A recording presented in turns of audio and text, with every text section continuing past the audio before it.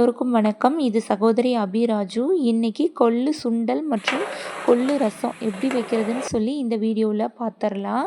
முந்தின நாளே ஊற வச்ச கொள்ளை ஒரு குக்கரில் போட்டுக்கோங்க. 2 கிளாஸ் அளவுக்கு நான் கொள்ளு ஊற வச்சுருந்தேன். அதை குக்கரில் போட்டுக்கலாம். இதுக்கு 8 கிளாஸ் அளவுக்கு தண்ணி ஊற்றிக்கோங்க. இப்போது தண்ணி ஒலை கொதிச்சிருச்சு. ஸோ அதில் தேவையான அளவு கல்லுப்பு சேர்த்துக்கலாம். இப்போது குக்கரை மூடி போட்டு விசில் போட்டுக்கலாம்.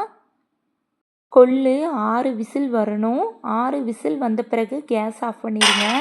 இப்போது விசில் அடங்கிட்டுருக்கோம். ஸோ நம்ம குக்கர் மூடியை திறந்துக்கலாம். கொள்ளு வெந்துருச்சா இல்லையான்னு சொல்லிட்டு ஒரு கரண்டியில் கொஞ்சமாக கொள்ளு எடுத்து செக் பண்ணி பார்த்துக்கலாம். கொள்ளை நெசுக்கி பார்த்திங்கன்னா தெரியும் கொள்ளு வெந்துருச்சா இல்லையான்னு சொல்லிட்டு. கொள்ளு நல்லா வெந்துருச்சு. ஸோ நம்ம ஒரு ஸ்ட்ரெயினர் எடுத்து அதில் இந்த கொள்ளை வடித்து விட்டுக்கலாம். நான் அடியில் ஒரு பாத்திரம் வச்சு அதுக்கு மேலே ஸ்ட்ரெயினர் வச்சு வடித்து விட்டுருக்கேன். ஏன்னா அந்த தண்ணி கொள்ளு வெந்த தண்ணியில் தான் நம்ம ரசம் வைக்க போகிறோம். இதோ பாருங்கள், அடியில் தண்ணி ஃபில்டர் ஆகி நின்றுருக்கு. மேலே கொள்ளு வச்சுருக்கேன். இப்போ ஒரு மிக்ஸி ஜார் எடுத்துக்கோங்க. அதில் 1½ டேபிள் ஸ்பூன் அளவுக்கு ஜீரகம், 1 டேபிள் ஸ்பூன் அளவுக்கு மிளகு சேர்த்து இதை நைஸ் பவுடராக அரைச்சி எடுத்துக்கலாம். நல்லா நைஸாக அரைப்படணும். இப்போது இதில் 5 பற்கள் சின்ன வெங்காயம் சேர்த்துக்கோங்க.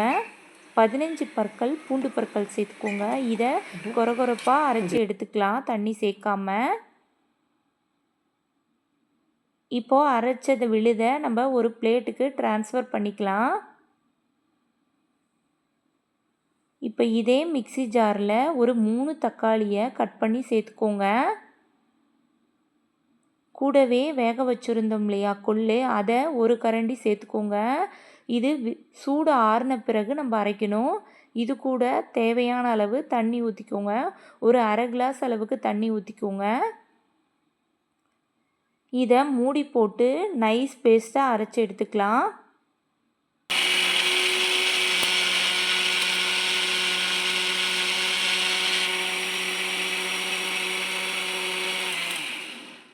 இந்த மாதிரி நைஸாக இருக்கணும். இதை தனியாக ஒரு பக்கம் எடுத்து வச்சுருங்க.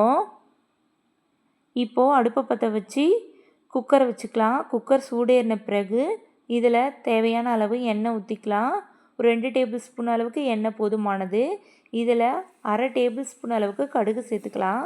கடுகு வெடித்ததும் ஒரு 10 வரமிளகாயை கிள்ளி சேர்த்துக்கோங்க. இப்போது பொடி பண்ணி வச்சுருக்கோம் இல்லையா மிளகு சீரக பவுட்ரு, அதையும் இது கூட ஆட் பண்ணி நல்லா கலந்து விட்டுக்கோங்க. இப்போது அரைச்சி வச்சுருக்க அந்த கொள்ளு தக்காளி பேஸ்ட்டை இது கூட ஆட் பண்ணிக்கோங்க.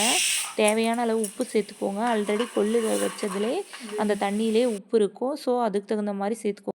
மிளகாத்தூள் ஒரு அரை டேபிள் ஸ்பூன், 1/4 டேபிள் ஸ்பூன் மஞ்சத்தூள், கொஞ்சமாக புளி தண்ணியும் ஆட் பண்ணிக்கோங்க.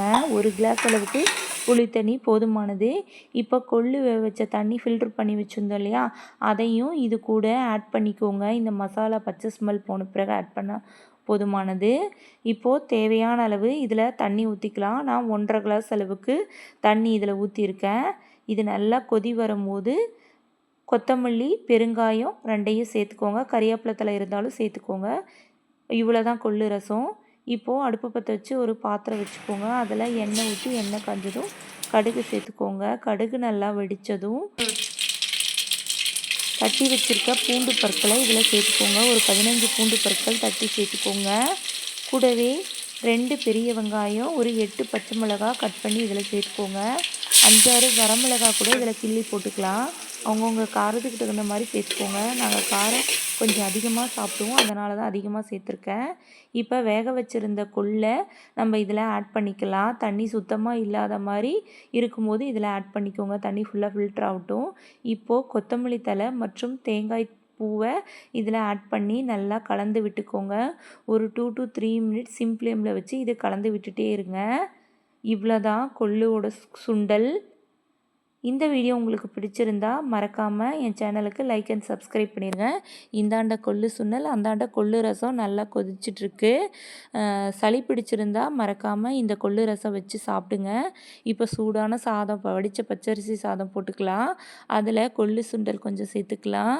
கூடவே கொள்ளு ரசத்தை ஆட் பண்ணிக்கலாம். ஒரு 4-5 கரண்டி ஆட் பண்ணிக்கோங்க. மறக்காமல் இந்த டிஷ்ஷை செஞ்சு பார்த்துட்டு கமெண்ட் பண்ணுங்கள் பார்க்கலாம். நன்றி உறவுகளே, மீண்டும் சந்திப்போம்.